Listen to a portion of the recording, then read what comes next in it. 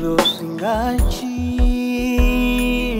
hinkwaswo, ku cinca tinguva, ku cinca miehleketo ya vanhu, matiko ma pfukelana, makereke ma hlukanile, kambe u nga lahli ku tshemba ka wena. Mukristelo ya tiva ka Xikwembu yena wo sungula, a vula marito lama tshovaka mbilu ya mun'wana, munhu wa ta ku byela leswi yetaka matimba, swiyimo swo tano makwerhu swi nga ku yeti matimba.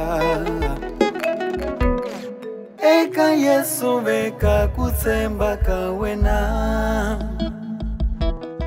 hambi swo teka malembe a swi nge cinciwi nchumu, xitshembiso lexi humaka eka Yehova